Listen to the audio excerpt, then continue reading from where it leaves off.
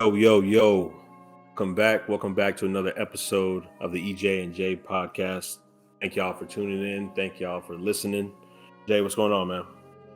Going good, man. Going good. Great week for movies and games and everything. So it's going Yeah, well. just a great week for the culture in general, for sure. Um, got a lot to talk about. I know the main thing that people are probably tuning into this week is for DC FanDome, so we'll definitely get into that.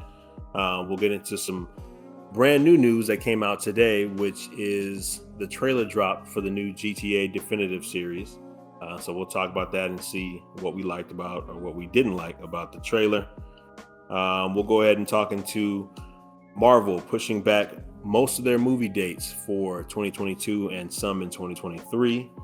And then we'll kind of hop into anime too and talk about Demon Slayer and My Hero. So got a lot to talk about today. And let's hop into it, man, with DC FanDome. Jay, just overall reactions. What would you rate this DC FanDome on a scale of 5? I would give it a 4 out of 5. 4 out of 5. Okay. And why would you give it a 4? I would give it a 4 out of 5 because. Oh wait, didn't I do this? I got to do it I got to do a quick plug-in because we saw some of my first impressions on our new show, Shoebox. So for y'all that's listening and watching from the visual podcast, we got a new segment called Shoebox, and we'll be talking about some of the weekly news from now on, and y'all get to see some of our faces for the first time. So yeah. But to get a little more deeper than what I did on Shoebox, I first of all, for number one, the Batman trailer was amazing. I'm excited. We got to see a lot more than what we got to see from the first teaser at the first FanDome. So I'm happy for that. I'm excited. I'm kind of excited for Black Adam. I'm kind of excited for Shazam. And here's the reason why I give it a 4 out of 5, because a lot of the stuff that we saw was really a lot of, behind the scenes featurettes. So, a lot of stuff is still in production even now. I know COVID kind of, postponed a lot of things. So I know a lot of the stuff is kind of still midway through production. So, but I'm still happy. I'm still happy that we got to see something, but I got to deduct a little bit of points there because, I was expecting to see a little bit more trailer stuff. And like, even, I don't know how you felt about this, but even when we saw the Flash feature and Ezra Miller came up on the screen, he's like, well, we don't have a trailer. We don't have a teaser. We have something. And then Right. I was like, what kind of introduction is this? And how long you been working on this movie, bro? I understand that COVID hit, but y'all been going back to work now for about 8 months. Y'all should have something right. So I was kind of weirded out by that, but I was like, okay. But we got some quick shots of Flash's new costume, which looks amazing, and then we get to see what appears to be Michael Keaton's Batman with just a cowl. And we got to see that, and that's pretty good. We saw Supergirl in that teaser too, so we got to see Supergirl and actually another version of Flash in there. So we do understand that this movie will be, really all about time and stuff like that. So apparently, right, the rumor is supposed to be that this movie will be fixing the DCEU. So I'm just curious on how that's going to work out with all these new characters and stuff like that. So.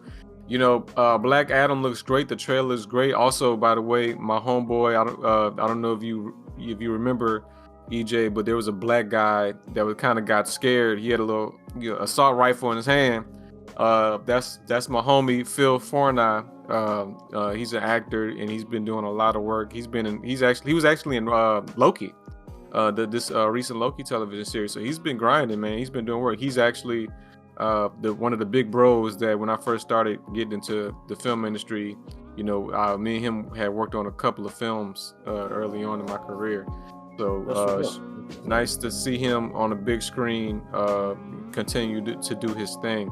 But Black Adam looks exciting. I wanted to see a little bit more. I wish we could have got a sight of Hawkman and Dr. Fate. That would have been great to see. but we didn't get that. And Shazam looks great as well. Shazam, I like the new costumes. I like the more golden lightning symbol on the uniforms now. They shouldn't even call Shazam EJ. They shouldn't even call Shazam. They should call it like the Shazams or the comics like they were the Marvels. Kind of like the Marvels. Yeah. Yeah. Because apparently, they're here to stay. So the whole Shazam family, they're coming back. So that's cool to see. They look like superhero Power Rangers to me. But it looks interesting. We got Lucy Liu and Helen Mirren coming back as not coming back, but being introduced into this world as gods and villains. So I'm curious on how that's going to work too, EJ, because as we know, this all takes place in the current DCEU, and Wonder Woman is supposed to be like the daughter of Zeus, and she has a connection of gods. I wonder if that's going to even get brought up at some point, or are they just going to kind of float over that because there's a connection there. Exactly. Right. So, but I'm asking too much from DC, so I don't know. We'll see that. But yeah, man. We got an announcement of the new Titans season 5. I guess we're gonna talk about that a little bit later, but they announced it that they got greenlit for another season, which I'm excited for. Is it 4 or is it 5? Is it 4 or is it 5? Season 5, because the last one is season 4. Okay. So this one is gonna be season. Well, yeah, you got me second guessing now. I'm just trying to think. You know what? Actually, no. Now that I think about it, I think it is season 4 because when he was doing the thing, I guess he was talking about I don't know if it was his kid or somebody else that was in the background, but they were like season 4. And they said season 3, and he was like, no, it's season 4. So I think it is season 4. Okay, cool. So. Yeah. So yeah, okay, cool. So what's the release date? Okay, yeah, I'm right. So season 4. I apologize, season 4. So excited to see that. Also, we got news about. Well, they announced a new Aquaman animation, a 3-part animation series. That was kind of out of nowhere. No one really asked for that, but we got it. It's on HBO Max. You can watch it now if you want to see it. We did get some shots of some stuff of the new Aquaman, not too much, but they showed us another behind the scenes featurette as well. You will notice that we didn't see any Amber Heard because that would have been all in the Twitter. And then EJ, you may be happy about this, but the new Young Justice season, Phantoms, was announced. That's 2 episodes out now. Yeah. Yep. The episodes are out now. I didn't know they were putting it out that immediately. I thought they were announcing it, but no, they went ahead and put it out. Me either, bro. But that's my show. I've been watching that since it initially came on. That's the show. So yeah, I was excited about that. So exactly. So I got to catch up on that, and I got to catch up on this new season and watch that. So. And Milestone Comics made an appearance. They were talking about Black Comics, their comic book imprint that they started a while ago, and how they're still continuing to go strong with their comics. Because if you don't know who Milestone Comics are, they did characters like Icon and who we all know is Static Shock. So, and they announced that yes, the Static Shock movie is still pushing on with Michael B. Jordan producing it, and they're working on another movie as well, but they haven't announced that, so I'm not sure exactly what specifically that would be. So yeah, man, a lot of news. We of course, the new Supergirl. Not Supergirl. Batwoman is they are still in pre-production for that. They found their actress, so I'm curious on how that's going to come out as well. That's the chick from In the Heights. Yeah, she got cast as Batgirl. Yeah, so Barbara Gordon. Mm-hmm. Yep. So our first Latina, Barbara Gordon. Yep. Couple things to add. I know the Sandman was briefly talked about. The Netflix series. Looking forward to that. Read a little bit of that as a kid, so it'll be interesting to see them bring that to the big screen. I know you aren't a CW DC fan. I myself happen to definitely watch most of the shows that come on DC. And there's a new one called Naomi about a black female character. I believe Ava DuVernay is helping produce it. Yes, she is. I'm not. Are you familiar with Naomi, the character? I am not familiar with her. I think she's I think she's a newer character She's a in newer the comics. Yeah, she basically what it'll talk about is like she knows that Superman was like an adopted, obviously because he was an alien from another planet, so he was adopted by his parents here on Earth. So she does some digging into her past because she was adopted also, and come to find out there's some stuff in her past that the show will get into about her having some superhero lineage in her past and some other things that we won't talk about just for let everybody else watch it. That'll be an interesting show to see how they bring that to the forefront because, like you said, it is a newer character, and so seeing how they bring that to television, it will be cool. Right. Peacemaker was also announced. How did you receive the character Peacemaker well from Suicide Squad? I thought he was cool. I thought Peacemaker was cool, but it was nothing that blown me away. And I think I know where you're going with this. I didn't care. I didn't ask for a TV show. I'll say that. I mean, I was just asking you because but John Cena, my boy. But I didn't think we needed a Peacemaker TV show. Yeah. So I mean, that is what it is. I'll check out like the first episode just to see what what's going on with it. But that was also announced. You touched on Static Shock, and obviously, me and you are both looking forward to that. Static Shock being one of the first milestone characters I ever picked up comic wise as a kid, and we all know and love from the TV show, the kid animated show. So that's gonna be good. Michael B. Jordan behind the scenes is always good. As long as he's not playing Static, we are fine. That's cool. I think the other project, Jay, that they were talking about is like an animated film, and that'll be with Static and Icon and Rocket and some of the other milestone characters. So that'll be interesting to go because I'm into all the animated DC films that they do anyway. So that'll be cool. But let's talk about in depth just real quick before we move on. Like, I know we talked about the Flash briefly and the Batman. With the Flash, you talked about it's going to set up the new status quo for DC and kind of correct all the mishaps that they've had. Do you think that that's actually possible? And if we were to ask you and just be like, what do you think will actually happen in this film to correct it? Like, is it going to take out Ben Affleck? Is it going to bring in a new Batman? Is it going to bring in Pattinson as a new Batman? So what do you feel about this movie as far as like it actually being able to correct the flaws that they've already got in the DCEU?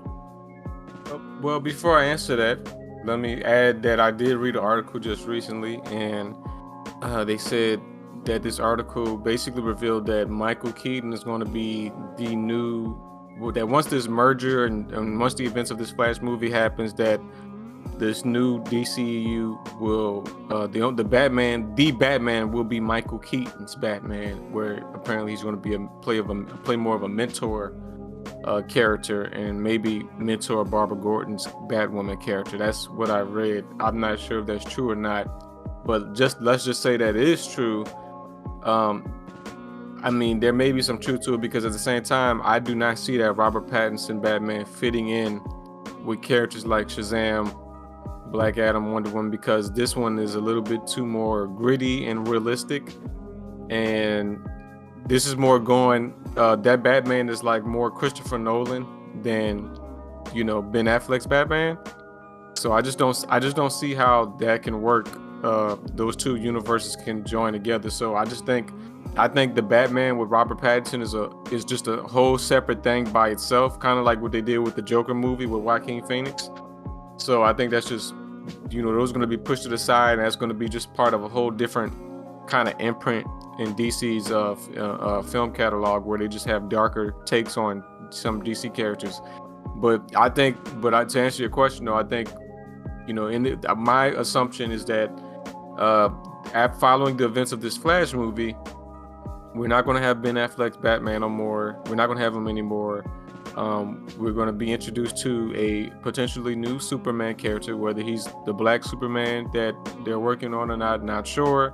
but we'll be getting a new Superman. I believe Shazam and Black Adam are going to be here to stay. I believe, the Batwoman and the Batwoman, the Supergirl, they're all going to come into this new DCU, along with the new Green Lantern Corps that was also missing from this fandom that we haven't heard anything about because I believe it also got pushed back. But I believe the new DC, the Green Lantern Corps will also be a part of this new DCEU as well. So yes, I think we have seen the end. Unfortunately, we have seen the end of Ben Affleck's Batman, and in a movie, I think there's probably going to be some kind of sacrifice that Ben Affleck does, where he's going to have to destroy himself or something like that, and be a martyr to fix this new universe or whatever, and that's it. I honestly hope that I'm wrong, and DC can figure out a way, but it's just three different Batmans. You have Michael Keaton, you have Ben Affleck, and now you got this Robert Pattinson version. I just don't see it working out, and there's just too many Batmans to make this. It's two different Batman universes. I mean, three different Batman universes, two different Batman universes. Just he's like the center of all of what's going on. So I just don't see it happening. I think it's it. I think that we saw the last of him with this Flash movie. Gotcha. I do agree with you. Like you said, it was real stupid for them to start it off with, we don't have a trailer, we don't have a teaser, but then you show the teaser. So I'm just like, honestly, I thought they were gonna show like still just like storyboard art, and then they actually dropped like a little teaser, and I was like, you just said you didn't have a teaser, but whatever. Right. It was cool. It was interesting. I don't know, man. I'm not sold on the helmet for the new Flash outfit. It don't look good. The main part of the suit, like the actual suit, looks fire. Like I think that's pretty cool. I think it kind of touches on like the new DC. I'm trying to remember what the name of that was when they rebranded DC and it came out. Flash had a new suit and it kind of looked like this, but New 52. Yeah, the New 52 type suit. So that's cool. For me, I think it just goes back to Ezra Miller playing him, period. So maybe it's just him playing him, or I don't know, but the helmet that he was wearing looked kind of weird. But other than that, man, I am excited. Like you said, I want to see how they end up, bringing everything back together and making everything, giving it continuity. So that'll be cool. Yeah, but I'm excited. So we'll see how Ezra does. I think at least if he doesn't do well, at least it'll give us some answers, like you said, to fixing the universe. So I'm excited about that. I'll just add this too, that no one likes Ezra Miller as the Flash. No one likes him. And I'm not even trying to be mean. It's just a miscast. It is just a miscast. It does not work. I didn't like him when I first saw him. Still don't like him. Even though he had that night, it was a great scene, but I wish we had another actor doing that scene. So, Yep, definitely with you on that.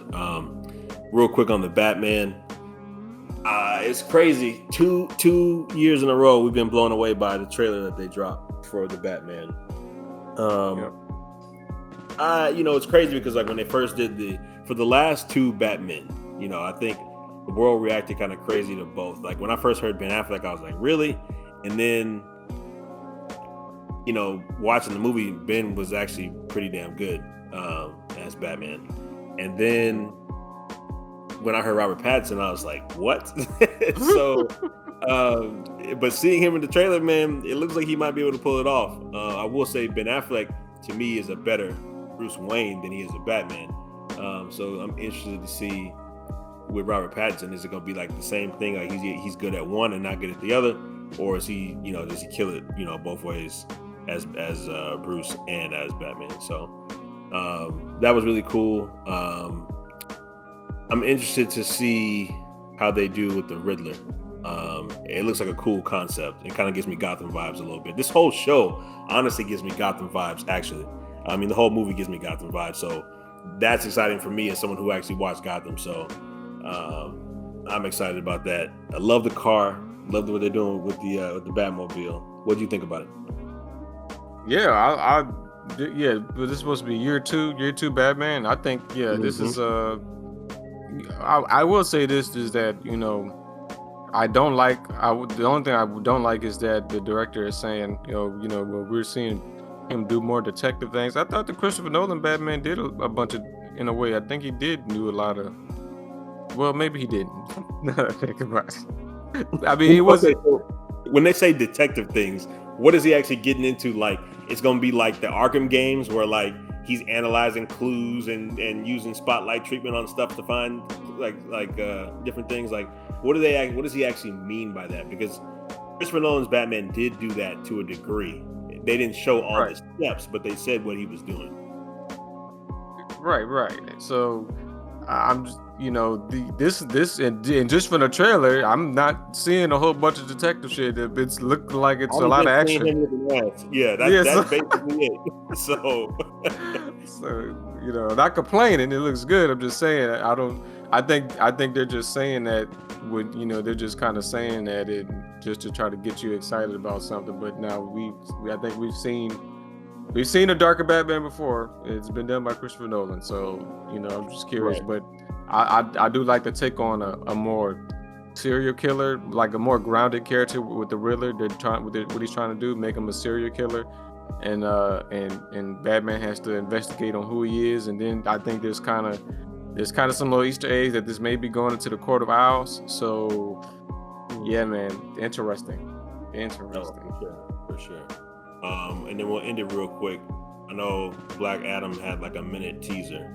What'd you think about that with The Rock? I think the suit's phenomenal. Special effects look good in that little teaser. What'd you think? I thought, everything in the teaser looked amazing. It looked amazing. I just thought, I'm kind of worrying about where does this take place? Does it take place modern day? Because if this takes place modern day, then why didn't the Justice Society come out and help the Justice League fight off the invasion of Darkseid? Exactly. So I'm just curious on why nothing was happening. So I'm gonna have to see some writing. Something's telling me plot holes are gonna be abound. So for sure. Hopefully they'll get corrected with Flash. Yes. So, we'll see. But it does look good. The Rock doing his thing as always. Him electrocuting that guy and basically incinerating him to dust. That was pretty fire. I got to give him that. That was pretty fire. Right. But he needed to quit this whole the DC Rock talking about the DC status quo was about to change. Nigga, you ain't Superman. Let's just chill out. Like let's just relax. You're good. I know Black Adam is a great character, but you're not Superman. So they can stop saying that. But other than that, it was fire though. It was cool. True. Let's hop over real quick, Jay. Let's hop over to video games real quick because this is something that I saw this morning, and initially I sent it to you right away. And I definitely want to talk about it, and that is the new GTA Definitive Edition Trilogy that we saw the trailer for this morning for the first time.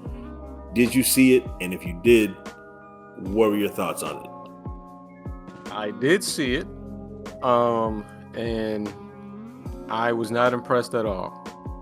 And this just looks like a PC mod, you know what I'm saying? Just like, I've seen similar custom mods of the game already. And apparently that was a big debacle too. I don't know if you know, EJ, but apparently Rockstar was stopping people from continuing to make mods so they can focus on putting their own version out. It's just not enough for me to come back, man. This is really not enough. But they did reveal that San Andreas is coming out. The San Andreas remaster is coming out on the Game Pass for free. So I might try it just to try it since it's free and available. But I'm not spending $70 on a whole. Nah, you're gonna have to give me a whole remake like they did, Microsoft did with Halo 2 and like Resident Evil 2, like that exactly. Give me GTA 6, please. I'm tired of waiting. So what I was gonna ask you too is, I know when you sent that text message this morning about San Andreas, is it only the San Andreas game or is it the whole Definitive Edition? The for the Game Pass. The Game Pass. Like, are we only gonna be able to play San Andreas, or are we gonna be able to play the whole thing? Like, can I start on GTA 3 and do all of them? So no, from what I've read this morning, you on Game Pass owners will only be able to play the San Andreas version, remastered version, and PlayStation will be getting Vice City for their PlayStation Now. They will be getting the remastered version of Vice City. I'm sorry, not Vice City. Grand Theft Auto 3 on PlayStation, and no word on what's going on with Vice City or not. So yeah, that makes no sense at all. If all three games are coming out together digitally anyway, and then when it comes out physically in December, why don't you just give us the whole definitive edition of Game Pass? That doesn't even, I mean, that's stupid just to break it up. You should do it for Xbox Game Pass and for PlayStation Now, honestly. True. That's stupid. I mean, I am happy because we are getting the best GTA out of the three. San Andreas is clearly better than City and GTA 3, but I would have liked to play all of them for free instead of now having to go buy the other two. That's kind of dumb, but right. Yeah, I'm gonna pass on that. Yeah, give me my GTA 6. Like I said, please give me that. I will take that. Thank you very much. The first thing I saw when I watched the trailer is I was like, when they did like the split screen and they showed like what changed, what didn't change, I'm just like, what did you actually do? You made it more cel shaded on some of the characters, and like the buildings, like you can see shapes that, like, and before it was like shapes that were kind of fuzzy. Now they're actually crystal clear. But I'm just like, I don't know, when they took Resident Evil and they took it from what you saw, like when you saw Nemesis, and then when they put it and they gave us the new one, like it was a completely different experience. Like you knew that the same scenes were in the games, but it was totally new graphics, totally updated features, with the new controller and all that kind of stuff. Like, this is basically just the same thing, like you said, with a mod over it to make it look a little better. Right. And what's crazy is I've seen mods online where people were saying this is what the new GTA Definitive Edition should look like, and that shit looks better than what GTA did. I mean, than what Rockstar did. Right. So I'm just like, bro. Game studios have a history of hiring those very modders that do those mods on those games and bring them to their studio so they can work on stuff like that. So that's what I mean by like, we're not seeing anything special with these things. It's really not special. I mean, and I think you said it best too. Like, they really do look cel shaded. Like, it looks more cartoony. Exactly. So but I mean, I don't know how much you can. Like I said, it just needs a total rehaul. I don't know how much you can do with some of those games when they're just so dated like they are. I will say that they come out. The trilogy comes out for November 11th, but you can, for Game Pass, you'll be able to get the San Andreas version on November 11th, and PlayStation Now will get Grand Theft Auto 3 remastered on December 7th. So y'all gotta wait a little bit longer if y'all want to play that Grand Theft Auto 3 on PlayStation. Yeah. One thing I will say, maybe a glimmer of hope from this is they're too busy with GTA 6 to have time to actually give us brand new remakes of these older games. But then again, Resident Evil was working on Resident Evil 8, and they gave us two brand new remasters of 2 and 3. And those games came out in the early 90s and the late 90s. So, with that being said, I take it right back. That's no excuse.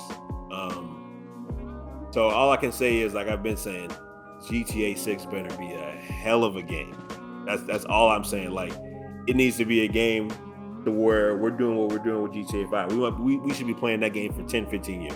Like, it should be so good. We should be playing that game forever. So it's back in y'all court, Rockstar. That's all I can say. That's all I can say. That is true. Real quick, Jay, want to touch on Titans. You seen the finale yet? Yes, I did. Yes, I did. Now, coming from your perspective, and correct me if I'm wrong, but you were kind of iffy up and down on the series or this season per se. Did it end up landing where you thought it should, or were you expecting more? I was expecting more, to be honest, but I would say that's totally not a bad thing, though, because, well, in the beginning of the season, I think the last time we spoke about this, I had issues how they were depicting Bruce Wayne, Batman, and Terrible. exactly, yeah, like pretty much made this dude a pedophile and a murderer at the same time. Like I just And it's just bad casting. It's another one of those Ezra Miller's. Like, dude's a great actor, and I would love to see him in other stuff. He's not Batman. He's too old to be Batman anyway. True. So, but continue.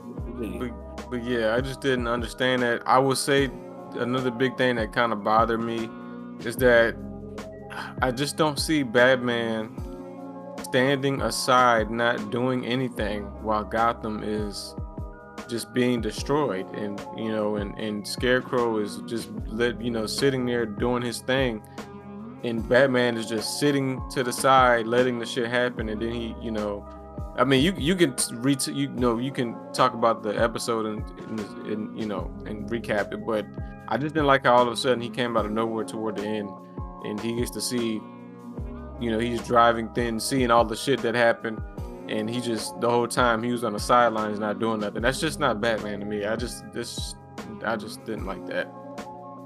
No, I fully agree. Very quick recap for the listeners. Basically, with this episode, we find out, or we learn that after Nightwing is brought back from the Lazarus Pit, he meets up with Jason, uses Jason as a double agent, basically to get into the mansion, take out all the guards, all the policemen that are on the Scarecrow's side, to get them like free reign to get inside, bring down the alarm system, and get in there and do what they got to do. That was one part of the episode. You had the second part of the episode where Starfire and her sister, Blackfire, her ship is destroyed at the end of the last episode, so they're kind of going back and forth talking about what happened. Turns out, and this could have been something that I thought they were going to use, which they didn't, Jay, was when Superboy destroyed the ship. I thought we were seeing like a bad side to him come out, and they were going to play on that towards the end of the episode. They did a quick 360 on that, and just was like, oh, he did it out of love. Like, okay, whatever. So that happens real quick, and they talk about that. Meanwhile, Tim Drake, new Robin, he joins the squad and is helping out. And basically they find a way to get inside of Wayne Manor. They find a way to stop Scarecrow. They figure out that Scarecrow's trying to pull the strings and make them do exactly what Batman would do. And so they're scrambling, trying to figure out where all these bombs are that he claims are going to go off. And they decide, we're not going to do the usual Batman tropes. We're going to do it differently, and we're just going to head straight to the manor and just break in. So find a way to get in. They beat Scarecrow. And what was interesting and kind of different to me was how they did the Lazarus Pit in the show. And then taking the Lazarus Pit and making it rain Lazarus Pit to bring back all the dead people in the city. So a couple things just weirded me out about that. Number one, the main thing that we always have learned about the Lazarus Pit, and that's from watching DC animation, DC movies, comics. Pretty sure the Lazarus Pit makes you crazy when you come back. That's true. And you kind of saw some of that with Jason a little bit, even though Jason was kind of going crazy before he died. But they kind of touched on that with Jason. And then when Nightwing went in, he came back and he went through like his struggle to get back to life, but he just came back as normal. And so I was like, okay, that's kind of different. I'm not saying it can't happen, because we've seen characters come back and they be fine from last year before in comics or animation or whatever. But this whole, we're going to take the Lazarus Pit and just trust that everybody in the city will be okay, because I'm pretty sure they said it was either 500 to 2,000 people that died. Are we expecting all of them just to come back and be fine, just be normal? And then raining Lazarus pit is not enough to bring people back. You have to be fully submerged in the pit, is what I thought. So they kind of broke a lot of rules and did stuff differently. It was a cool little scene, like how they did the purple rain nod to Prince. That was pretty neat, but I didn't really get that whole scene. And then the dumbest thing about the whole episode was when Donna Troy throws her lasso up into the sky and just uses it as a lightning rod. That was the dumbest thing I've ever seen. And I like the show, love the characters, but that was just bad writing right there. They could have did something different for that. It kind of reminded me of the Wonder Woman swinging from lightning in the trailer of Wonder Woman 84, and everybody was like, "What the hell is she doing?" That's what it kind of reminded me of. So, that happened, and then the episode basically leaves off to where the Titans are going back to San Francisco, like you said, Jay. Bruce Wayne comes back and he apologizes to Jason, and then Jason leaves Gotham. Like you said, they let Batman off scot-free, and I'm just like, that's bullshit, because you just left your city to die. Now you coming back like everything's cool. If I'm in the city, Batman, you're not coming back to the city, not anymore, because you just left, bro. We had to get a whole new team from across the country to come save us. So they need to really address that in the new season. But other than those couple things with the Lazarus Pit and the whole Batman thing, I do think that this overall was a good season. I would have liked. I don't know. I'm not 100% sold on the actor that plays Jason Todd. I think he's just a little young. I thought they should have had somebody a little bit older, kind of more in age with Brendan Thwaites, or however you say his last name. The guy that plays Nightwing. But other than that, I think this season was pretty good. I'm glad they brought Donna Troy back. I'm disappointed that Hawk didn't come back.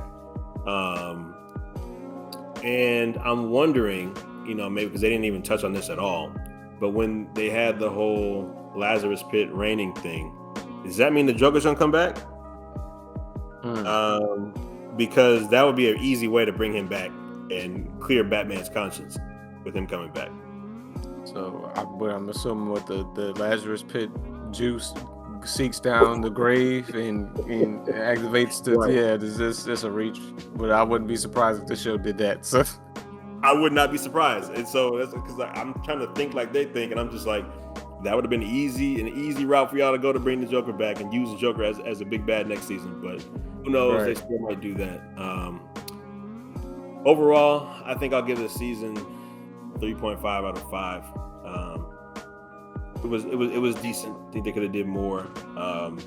Nightwing continues to be the standout of the series, in my opinion. That's true. Great acting by the actor, by Brendan. They did a wonderful job on his outfit. His outfit is fire. He just shows what Nightwing would be like if you were watching, us getting a chance to see Nightwing for real on TV. He embodies like that character. Still think Starfire did pretty well. I know people like to hate on Anna Diop, I think is her name, that plays Starfire, but I still think she did very well.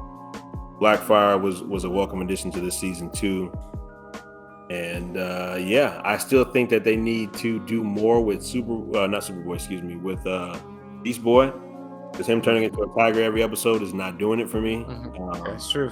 either increase the budget or bring in another character, switch him, put him on another show, and bring in Cyborg or somebody, because we can't just see him just keep turning into a tiger. Oh, and then this season he can turn into a bat for 2 episodes. Sorry. Well, that's not it.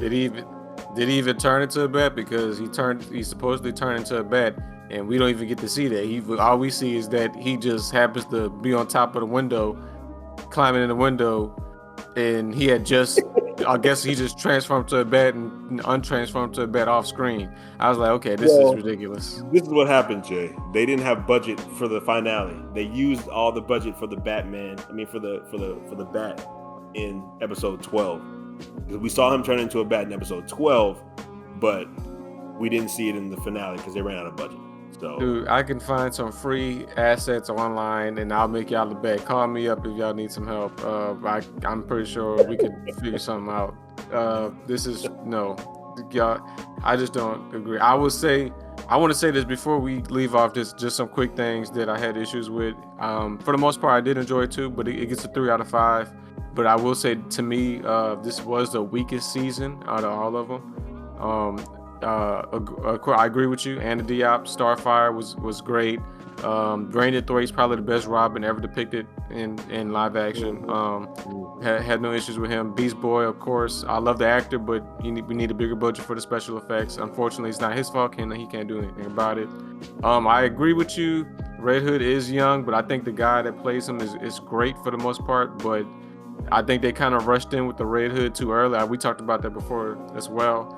I think Red Hood was kind of rushed a little bit too early, but I think he plays a good Jason Todd. I think he's a great Jason Todd, actually. The theme of this whole season was kind of, life and death. We got pretty much that. A lot of people were coming back and being resurrected. I still don't quite understand how Wonder Girl, Donna Troy, is back. I really don't understand. That's yeah. I'm glad. Now, don't get me wrong. Glad she's back. Love the actress that plays her. She does a great job. But she does. It just doesn't make sense to me. So across the bridge, across the bridge, bro. She dove. She crossed the bridge. That's not how it works. But okay. So, but yeah, of course, sad to see Hawk move on. I guess we're not seeing him back. I thought he was great, but I guess he's moving on to other things now. I love the new kid that's coming in to play the new Robin. What's his name? Tim Drake. I will say this was a cringe moment for me, EJ, and just really quickly, but there was a scene where his mom and dad and him were fighting off soldiers with his half stepbrother or whatever. They were fighting off soldiers at one point, shooting at him. Now, I'm gonna tell you now, that's not realistic. I don't know any parent that's gonna sit there and have a firefight with trained soldiers, military grade, Navy SEAL type dudes, and sit there and have all of them would have died. All of them would have got killed. But for some reason they fight. And then after that, to make it cringe even more, the father and mom was like, I think you should stay here and go with the team. Who would let their 17-year-old kid go back and possibly lose his life? He just died. Right. He just died episode or 2 ago. You about to no? It just a lot of stuff did not make sense. There's a lot of creative liberty being taken in the show. Whoever, obviously, the writers have changed. They are somehow someone's just not giving a hell on the writing in this season, because a lot of stuff was just going crazy. I will also say that I did not think Scarecrow was a great enough villain. I just didn't think he was. that powerful, or just mastermind like the show was trying to make him out to be. And I just think there was a missed opportunity with Blackfire, because it just that didn't, to me. Even though I love the actress that plays her, she's a very beautiful woman, and she did a great job. I love the chemistry between her and Superboy. It's just, I think she really had no point in this show to be there. I thought that, and correct me if I'm wrong, I honestly, in the beginning of the season, I thought she was going to be set up as one of the big bads of the season. When I first watched the first episode, I was like, okay, they're going to bring her in. She's going to be kind of like what she does in the comics a little bit, and what we've seen on like some of the Teen Titan TV shows. Like, she's going to come in and she's going to be a villain in the season. There might be a little makeup thing between each other, but then she's going to betray her sister again and end up being one of the villains. And that didn't happen, which I was like, man, that's a wasted opportunity.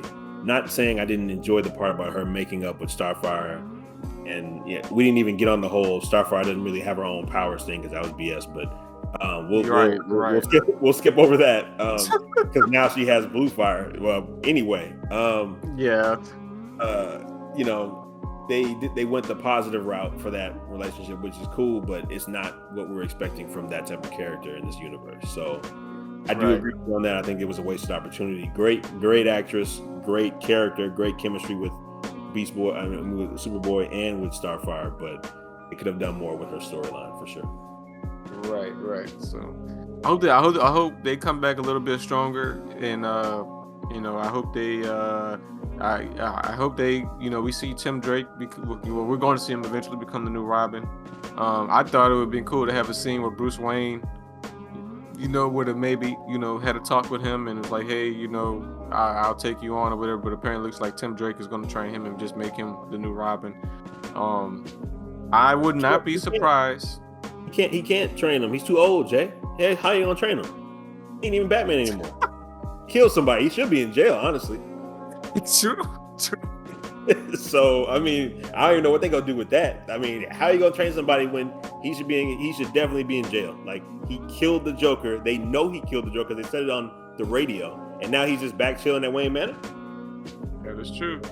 Is true. Continue. Yeah, I would say, I would love to see. I just would love to see some more characters make an appearance in the new season. I would possibly, there was mention of Roy Harper, who plays Green Arrow, part of Argus. They've been behind the scenes the whole time, so maybe he'll make an appearance, or whoever is gonna, maybe his sidekick, Speedy, will make a appearance maybe in the next season. We'd love to see something done with Aqualad. Maybe we get a new Aqualad where we get introduced to Calder Arm, the Black Aqualad. That would be great. But yeah, man, I'm curious to see how that goes, how that moves on, and I hope the writing is just a little bit more stronger in this next season. So they could bring we haven't seen Kid Flash. We haven't seen True. We could see what's the girl's name from my show, from Young Justice. He plays like the new type character who's kind of like Green Arrow. She's the female Artemis. version. Yeah, Artemis. We could see Artemis maybe, possibly. There's a lot of different characters, like you said. There's a lot of different characters they could touch on and bring in to add new storylines. Because the Roy Harper storyline would be great. The whole clone type thing, to bring that back in, and that could tie back into Superboy again. So there's so much they could do, and I'm excited to see where they go in the next season. I just think Young Justice is stealing all their storylines. True. And I would say this will be my last point, EJ, on this. And I'll end off what I have to say on this one. And I'm curious to how you feel about this as well.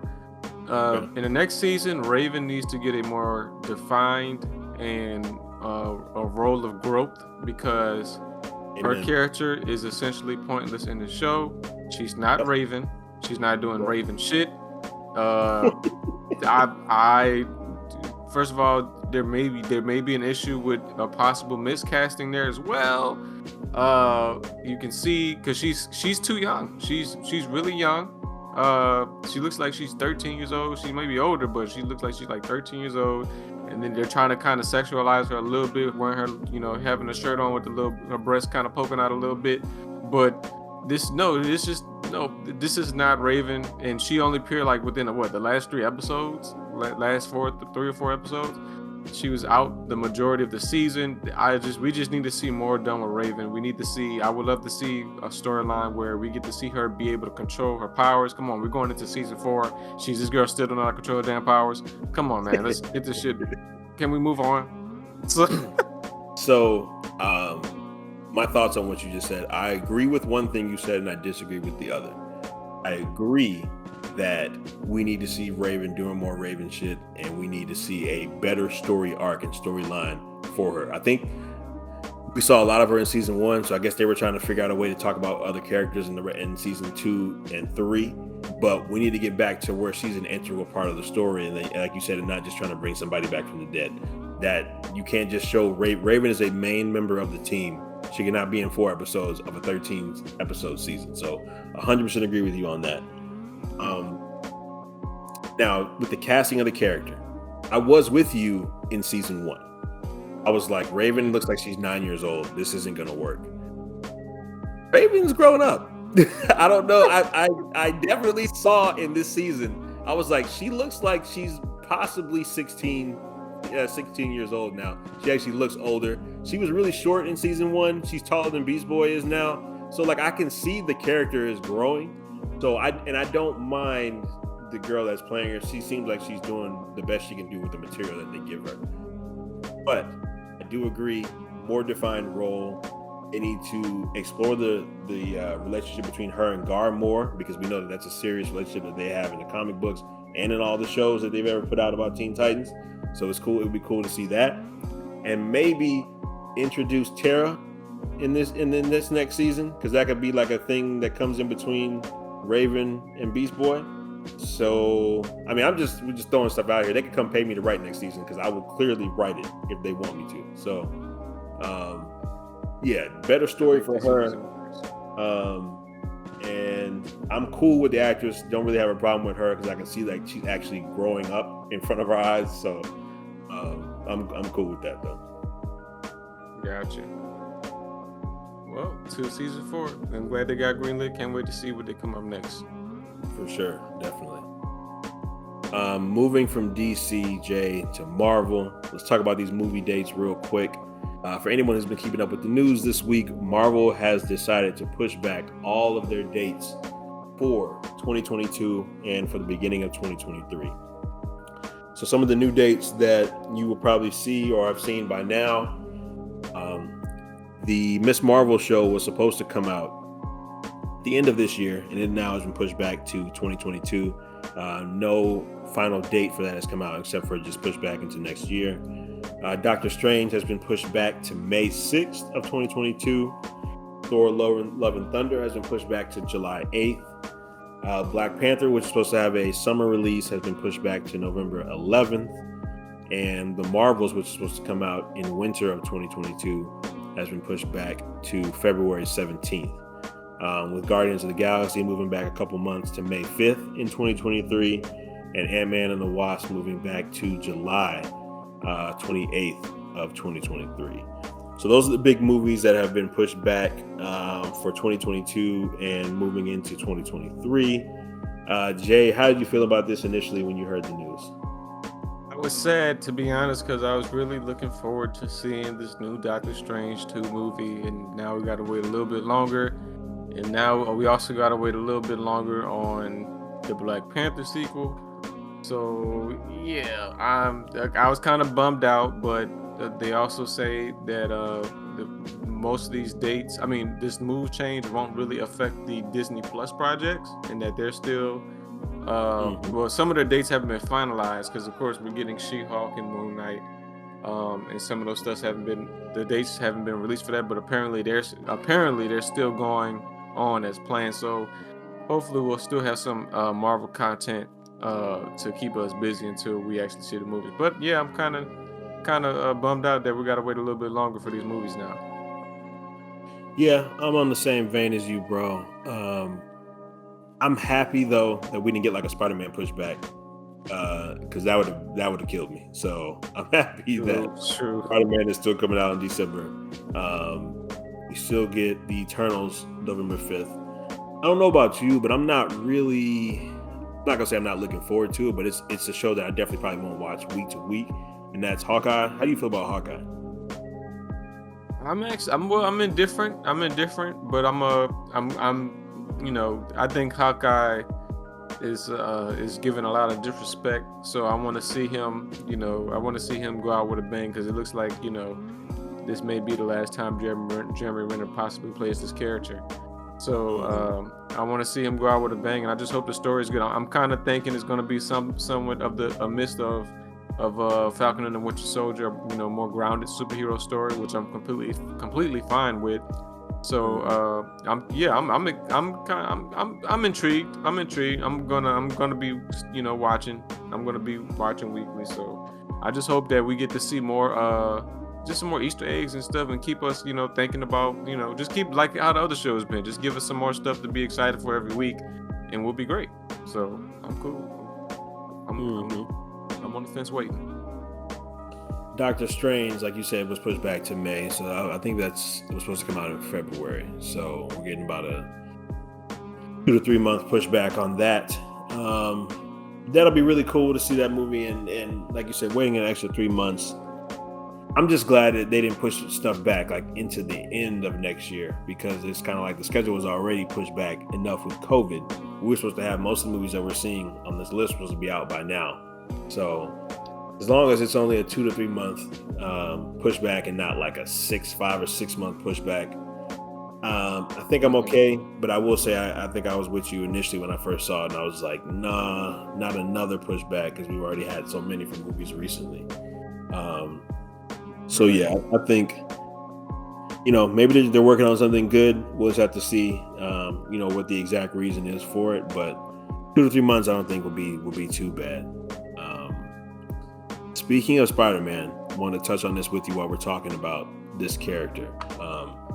Me and you spoke recently off screen, and you mentioned that you had seen Venom, second one.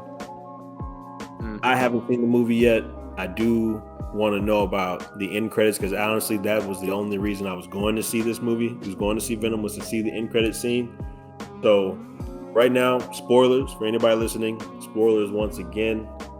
We're going to go into detail about the end credit scene of Venom. Let There Be Carnage. So, Jay, you want to walk us through that real quick? Just talk about it. That would be cool for me, so I can see what's going on. Because that was the only reason why I was going to see the movie in the first place. Gotcha. Well, a lot of people will probably be excited, and a lot of people will be curious, and you'll probably be, rubbing your brain, kind of thinking of how they're going to do this, because as after the battle with Carnage, and we do realize, Carnage basically dies, and Venom finishes him off, and basically, Venom is on a run because Tom Hardy's pretty much. And Venom are pretty much known to be, what they are, because they, most of the movie they're kind of hiding their identity, but now everyone pretty much know that they're Venom, so they're on a run. And the the mid-credit scene basically has Venom and Eddie Brock watching TV, and they have a little conversation. They're watching some kind of Mexican telenovela or whatever. And they're having a conversation about that Tom Hardy, that Eddie Brock, Venom tells Eddie that, I'm part of a hive mind of, that contains millions and millions of, centuries and centuries of years and years of information, and just giving you a little bit of that would almost, mess your brain up. So Eddie's like, what are you talking about? Like, go ahead and try me. So he's like, Venom is like, okay, you ready? So I thought we were about to get a scene where he's about to just give him some of the secrets of the universe, essentially. And then as soon as that happens, all of a sudden a light kind of engulfs the whole room, and then all of a sudden their room changes, and they're inside a hotel room, and on the TV is the Daily Bugle. And I will say that before this happened, there was a Daily Bugle of the Sony universe, but you can see that it has changed. But there's this new Daily Bugle, and it's the same Daily Bugle that we see in Spider-Man Far From Home, and we are seeing that the manhunt is on or not the manhunt, but everyone knows that Spider-Man is Peter Parker, and he's on TV, and Venom goes up to the TV and is like, that guy, I know that guy. He's familiar. And I'm like, what the fuck? How does he know him or whatever? So, yeah. And all of a sudden, some dude comes into the room and is like, what are you guys doing in my room? So now they kind of lets us know that somehow they have teleported into a new universe. And that new universe is officially the MCU. So, yeah, there's a lot to unfold there. Number one, I would say, EJ, is that basically what I'm getting from this, because basically this hive mind that Venom has is basically telling us that this hive mind has information of multiple, not just that one universe, but multiple dimensions as well. And this is probably why when he sees Peter Parker, he recognizes Peter Parker. So, yeah, they need to explain that a little bit more, because number one, I also think that's a kind of cop out in a way too. But I'm curious on how this is going to play out. As well. And we do also see, I should also mention that we also see that one of the main officers that was part of the movie that was hunting down Venom and hunting down Carnage, his eyes ends up glowing at the end of the film, So he's been infected with a symbiote, which from the comics, I can't remember his name off the top of my head, but I mean the detective's name. But the detective from the comics, he eventually becomes the symbiote known as Toxin. And Toxin is not really an evil symbiote. He's more like a baby, like superhero symbiote or whatever. So I'm curious on how they're going to work with that. I don't know if they're going to just make Toxin like straight up evil or not, and just change things up. So I'm really curious on how that's going to work too. So yeah, man, a lot of questions that need to be answered, and hopefully we'll see him soon. Cool. I appreciate you explaining that. Still got to see it. I want to, experience it for myself to see exactly what happened and get my own thoughts on, how it meshes. But that's cool as hell. It'll be very interesting to see how, if they do make him a part of, or now that he can actually come into the MCU, how that's going to work with Spider-Man already being established and him having his own established universe in the Sonyverse. So yeah, man, that's interesting. That's very interesting. True. And also had that Kevin Feige mentioned that there was a lot of coordination that had to be had going into that scene. So Kevin Feige actually had part of that had something to do with that scene too as well. So this had to be planned. So apparently this is something that was planned, and they have a plan for, hopefully. Cool. Well, I'm gonna have to check that out. I'm definitely gonna take a look at it. I'll probably try to see it this weekend, since we're up on the weekend now. So appreciate that. Real quick on our anime tip, let's talk about Demon Slayer and touch on My Hero for a second. So for those who have been listening to the podcast, you guys know that me and Jay we're huge Demon Slayer fans. Season 1 was completely fire. And it, for me at least, it catapulted into my top 5 already of animes that I've enjoyed and that I've seen. So the new season 2, Jay, I know you were letting me know that it was supposed to start last weekend, correct? Right. Did you have a chance to watch like the new additions that they had for the Mutagen Train movie, or like what happened with if you've already seen it, what happened with the new episode? Well, actually, I should correct myself. This is the second weekend that the new season is happening, and what they're doing is and this sucks, and I'm pretty sure you're not gonna like this, and we talked about this I think as well, but they're kind of recapping the Mugen Train movie. So we're not getting a whole season of we're not starting off continuing into the next arc. But yeah, the first season but the first episode, I will add, was a special episode, and we got to see a little bit more of Rengoku's character before. So the first episode takes place right before the events of Mugen Train, the movie. So we got that the first weekend of the new season premiere, and they're legit calling it the Mugen Train arc. So we got the first episode, and it was just him. Well, I ain't gonna spoil it for everybody, but you can check it out. But yeah, we got to see a little bit more of Rengoku, because I guess everyone loves Rengoku's character, which he is a badass. So, and then the second episode, which premiered last weekend, we pretty much got like the first part. Literally, that second episode is literally like the first part of the movie. So they're literally like reusing pieces of the movie. Yeah. So that sucks. And this weekend, of course, is going to continue on. So we're going to get all, I believe, episodes 1 through 7, all the way into November 28th. It's going to be all from the movie. All from the movie.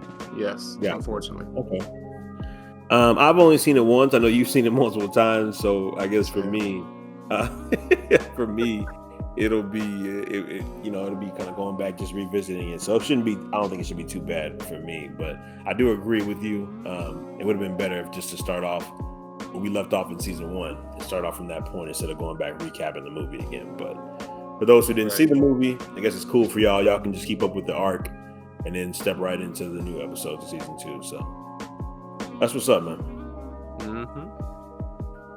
And then finally, to touch on My Hero, I have not seen like the last 4 episodes. Have you finished the season yet? I have. I've also finished the last few episodes. Yep.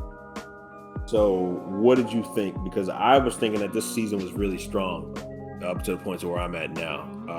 How did, without spoiling it, did it live up to your expectations? Was it good?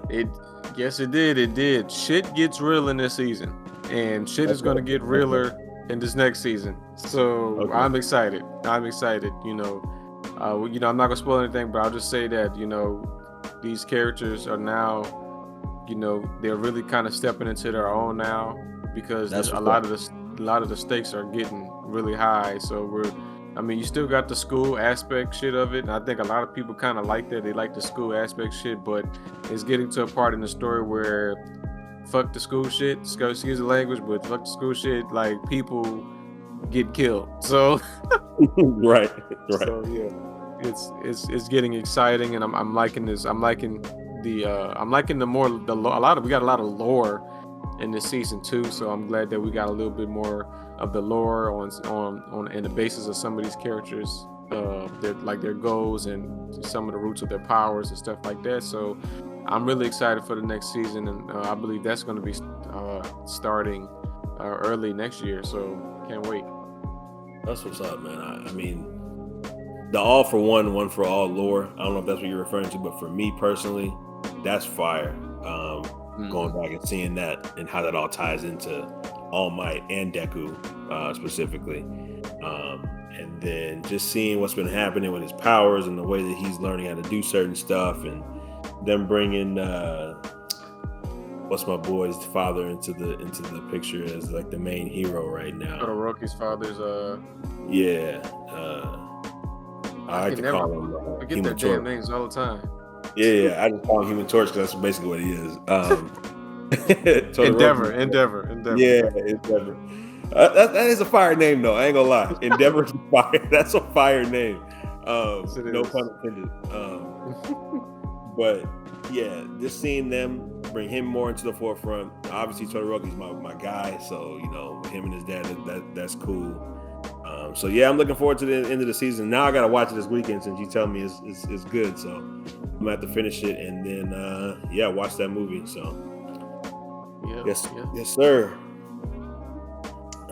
Real quick before we get out of here, just want to say rest in peace to Chris Ayers. He was the voice of Frieza. I believe he was the voice of Frieza all the way from what we've seen when we were kids, right, Jay? He was the original voice of Frieza.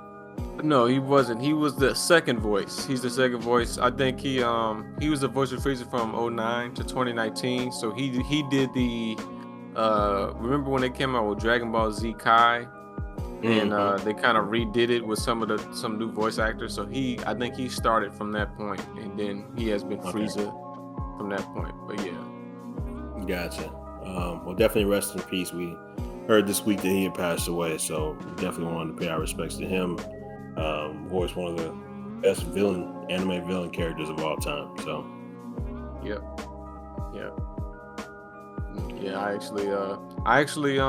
His voice kind of grew on me a little bit because I was so used to the more female sounding voice of Frieza, and I always ask myself, like, why does Frieza sound like a woman? So it didn't make sense to me, but I had gotten so used to it. But exactly.